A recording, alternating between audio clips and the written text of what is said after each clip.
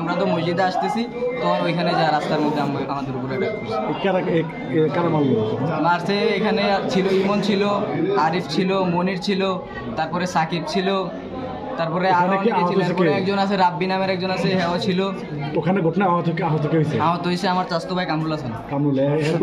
হ্যাঁ, এখন বর্তমানে উপজেলা স্বাস্থ্য।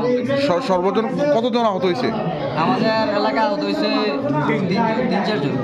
তোমরা বাইরে জামালা মসজিদ কেন ভাঙচুর করলো? মসজিদ ভাঙচুর করছে ওইটা তো মনে করেন যে হঠাৎ করে আসছে, আমরা মসজিদের বিষয়ের ভিতরে, তো আমরা মসজিদের ভিতরে, এই জন্য আমরা মসজিদের ভিতরে অ্যাটাক করছি, মসজিদের ভিতরে ঢুকছে সহ।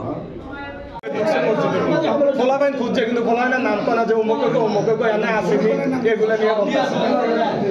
তাদেরকে খুঁজছে যে এখানে কে আছে, কিন্তু কে পায় না, এনে না পাই এসে এগুলো ভাঙচুর করছে।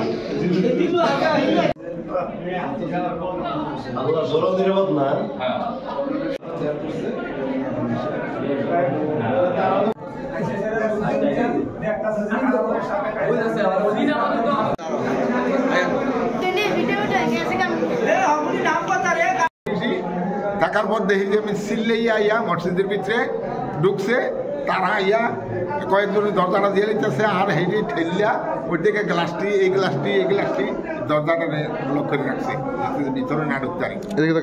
ওই দিক দিয়ে বাইরেছে, এদিক দিয়ে বাইরেছে, বাইরে টেরিয়া আমি কি দেখলাম হরিলোটের মতো। ওরা কি ডিরেক্টলি মসজিদে আক্রমণ করছে? হাতে শুধু এই লোহার রড আর এই কি জানি কই হকি স্টিক, গ্যাস পাইপ এগুলো লইয়া আউলে উন্ডি কোবাইছে আর বাইরে এগুলা নিয়ে দেখছি।